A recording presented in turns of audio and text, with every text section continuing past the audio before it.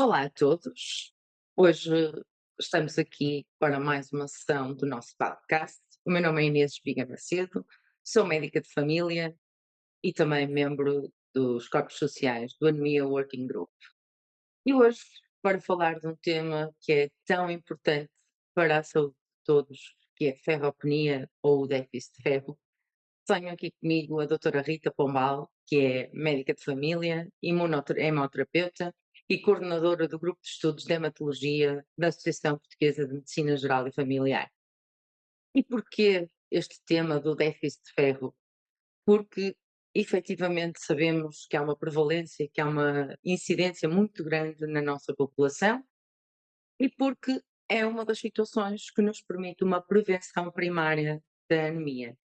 E por isso, boa tarde, doutora Rita, bem-vinda e obrigada por ter aceito participar aqui no nosso podcast. Olá, boa tarde. Eu é que agradeço pelo convite. Para mim é sempre muito prazeroso aumentar a literacia nesta área da hematologia, sobretudo para vir falar de um tema que é tão prevalente, e que tem tanto impacto, na nossa população. Portanto, muito obrigada, ao Anemia Working Group por este convite. Obrigada a nós uma vez mais. E então, afinal, o que é isto da ferropenia? Para que as pessoas possam perceber porque é que nós hoje trouxemos aqui este tema. Ora, a ferropenia é uma carência de ferro no nosso organismo. Ela é tão importante porque acaba por ser um estadio inicial de um sintoma tardio que se chama anemia.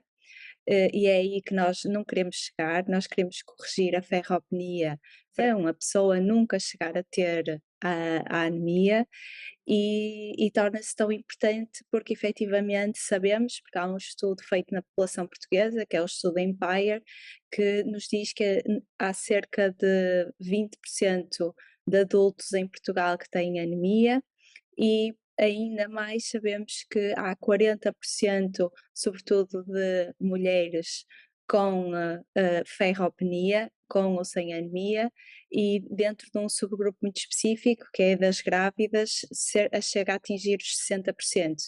Portanto, falar deste tema é importante, e acho que a população já está muito sensibilizada para o que é a anemia. A anemia pode ter várias causas, mas de facto o déficit de ferro, a ferropenia, é a situação mais prevalente e que mais condiciona a anemia. Mas afinal, esta questão da falta de ferro é só pela anemia ou as pessoas podem estar atentos ou devem estar atentos a algum tipo de sintomas que também possam fazer pensar nesta situação? Sim, já há vários estudos que nos demonstram que a ferropenia pode estar presente numa pessoa assintomática, que quer dizer que não tem sintomas, mas também pode dar sintomas, e estão bem documentados na evidência científica, e podem ser desde cansaço, intolerância ao exercício físico, por exemplo, uma pessoa que pratica exercício físico e que tolerava perfeitamente aquele padrão de exercício e agora nota mais cansado, mesmo quem não pratica exercício, mas faz exercício no seu dia a dia, como subir escadas, e de repente percebe que já não ou fica mais cansado ao mesmo número de vão de escadas que fazia anteriormente. Outro sinal que também pode estar presente é a tristeza ou a irritabilidade. Outro sintoma que também pode estar presente é as pernas inquietas. Podemos ter também a mais percepção de queda de cabelo. Portanto, há vários sintomas que já estão bem documentados na literatura, em que há uma associação entre este déficit de ferro, a ferropenia, e a sintomatologia. E, portanto, as pessoas devem estar atentas e devem recorrer ao seu médico de família e falar destes sintomas, que apesar de ser muito específicos, ou seja, eles também poderem corresponder a outras doenças, também podem estar associados ao déficit de ferro, à ferropenia, e nesse sentido deve ser pesquisada esta situação, este déficit de ferro. Mas afinal, como é que se descobre isto? Quais são os exames? Como para nós tentarmos ajudar aqui as pessoas que nos estão a ouvir a perceber de que é que isto se trata? Ora, a ferropenia, o déficit de ferro, é detectado através de uma análise ao sangue.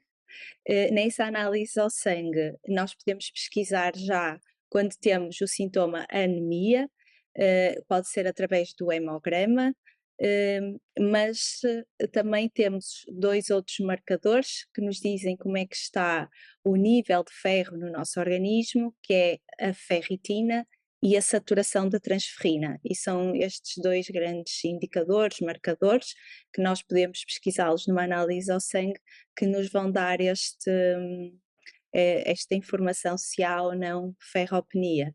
Portanto, geralmente na população adulta consideramos que há ferropenia quando temos uma ferritina abaixo dos 50 e quando temos uma saturação de transferrina abaixo dos 30% na população adulta. Nos idosos podemos ser um bocadinho mais permissivos e considerar para uma saturação de transferrina abaixo dos 20%. Portanto, e é isto que nos dá indicador. Às vezes, ou muitas vezes, infelizmente, o que nos acontece é que já temos uma anemia, que é um valor de hemoglobina para a mulher abaixo de 12 e para o homem um valor de hemoglobina abaixo dos 13. Pronto, mas nós estamos aqui a falar disto, que é para que isto aconteça cada vez menos e conseguirmos detectar mais precocemente a ferropenia, tratá-la e evitar termos a anemia. Sim, e porque ambas sabemos da nossa experiência, que também enquanto trabalhaste como médica de família, que também há muito cansaço que, felizmente, com o avanço desta evidência científica, nós sabemos que às vezes este déficit de ferro, ao ser devidamente suplementado, pode ajudar a termos menos esses sintomas. Sim, e eu acho que felizmente as sociedades internacionais de hematologia estão a caminhar, e também nacionais, estão a caminhar nesse sentido, e em 2024, por exemplo, saiu uma orientação da Sociedade Europeia de Hematologia que dá mesmo essa indicação que devemos pesquisar sempre que há sintomas, mas também devemos pesquisar nos assintomáticos e criam mesmo grupos em que devemos pesquisar. E acho muito engraçado que criam até com que frequência é que devemos pesquisar.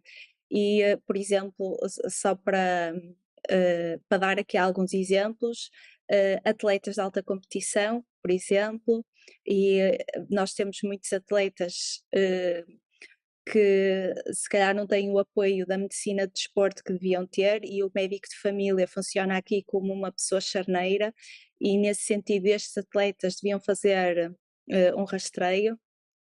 Também pessoas que menstruam, sobretudo se tiverem menstruações abundantes, e nós consideramos menstruações abundantes se for uma menstruação que dura 7 ou mais dias, ou então que nos dias da menstruação há necessidade de mudar o tampão ou o penso higiênico ou o copo higiênico hum, com uma periodicidade inferior a 2 horas, ou então que tenha presença de coágulos superiores ou idênticos a uma moeda de 1 euro. Isto faz-nos critérios para uma menstruação abundante e nós devíamos pesquisar a ferropenia nestas mulheres e também nas mulheres grávidas. Pronto, e esta orientação que saiu em 2024 vem-nos dizer que, por exemplo, nas pessoas que menstruam e nas grávidas, devíamos fazer nas grávidas sempre, nas mulheres que menstruam anualmente e noutros grupos, mesmo que assintomáticos, como atletas de alta competição, pessoas que na sua alimentação são restritivas para a proteína animal, pessoas de níveis sociais mais carenciados. Estes são assim alguns exemplos, como estou a lembrar agora, dadores de sangue, por exemplo. Estes devíamos fazer um rastreio chamado one time screen, ou seja, rastrear uma vez, se encontrarmos Um sinais déficit. de ferropenia, não é? Déficit de ferro, então depois orientar e depois fazer periodicamente. Estou-me a lembrar aqui de outra situação que também recomendam e que é importante, que é doentes que fizeram cirurgia ao estômago.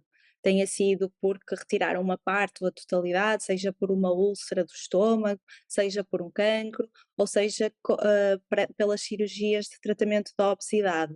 Pronto, estes doentes também efetivamente muitas vezes têm alta dos centros que fazem este tipo de tratamentos, regressam ao seu médico de família e às vezes não fazem este screening anual, não fazem este rastreio anual, que esta recomendação agora vem nos dizer. Portanto, eu acho que cada vez mais também a literatura, a evidência científica nos vem dizer que é importante pesquisar não só a anemia, mas a ferropenia, e isso é muito interessante, sim. E acho que aqui para a nossa população que nos está a ouvir, acho que é um tema essencial, que não sei a tua experiência, mas eu tenho muitas vezes situações que faço a prescrição do ferro e depois quando as pessoas voltam para a consulta de controle, apercebo-me que pararam de o tomar, porque acharam que era só aquela cápsula, que depois não era preciso renovar a prescrição.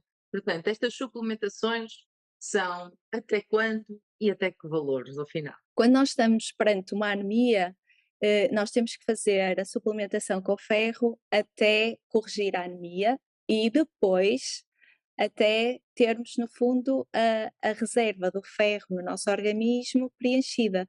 Portanto, nós queremos sempre ferritinas de 50 ou mais e uma saturação de transferrina, que no adulto queremos que atinja 30% ou mais, e no idoso é tal situação em que podemos ser mais permissivos, em que podemos ir para os 20% ou mais dos 20%. Até termos estes três itens corrigidos, portanto, o valor da anemia que vemos na hemoglobina, a ferritina e a saturação de transferrina, a pessoa deve manter a suplementação com ferro. E há muitas suplementações com ferros, há muitos tipos de ferro orais, e isso também é importante. Pronto, é importante apostar num ferro que tenha uma quantidade de ferro elementar adequada, que tenha uma formulação de absorção, um tipo de absorção que seja adequado àquela pessoa, mas de facto há muitas, e mesmo que não se dê bem com uma, é sempre a possibilidade de trocar com outra, e além disso há sempre uns cuidados alimentares que são importantes e que nos ajudam a potenciar, no fundo, esta suplementação oral que nós fazemos. E isso acho Eu que é acho sempre que muito importante, os médicos alertarem os doentes nesse sentido. eu acho que é muito importante aqui salvaguardarmos essa questão, porque acho que há um bocadinho esse mito de que o ferro, as pessoas têm, quando têm sintomas gastrointestinais, aqueles inchaços abdominais, ou mesmo alteração do padrão das fezes, ficam muito preocupadas e quase já assustadas.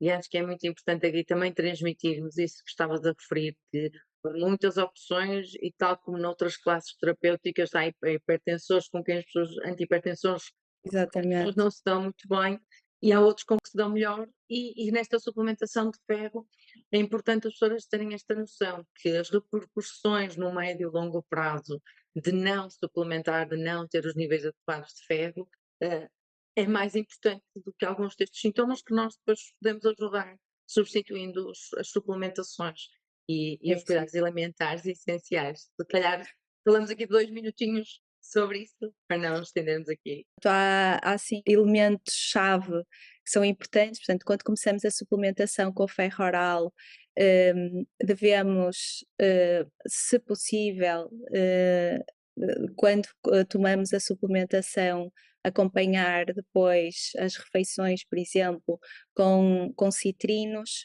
ou à sobremesa, por exemplo, ou seja, alimentos ricos em vitamina C, como os citrinos, a laranja, a Limão, clementina, o kiwi, limão, uma limonada, o kiwi, a ameixa, pronto, que efetivamente sabemos que a vitamina C ajuda a potenciar a absorção do ferro, e devemos ter cuidado com alguns alimentos que nós sabemos que prejudicam a absorção de ferro, nomeadamente o café, o chá, o vinho, são alimentos ricos em polifenóis, e os polifenóis interferem com a absorção do ferro, de preferência devem ficar espaçado 2 horas da toma do ferro, e também tudo o que é cálcio, alimentos, leite ou derivados do leite, alimentos que têm cálcio e que também nós sabemos que prejudicam a absorção de ferro. Por exemplo, às vezes temos, mulheres, por exemplo, adoram beber chá o dia todo, e de facto se nós não dermos este aviso, efetivamente, por exemplo, vão condicionar muito a absorção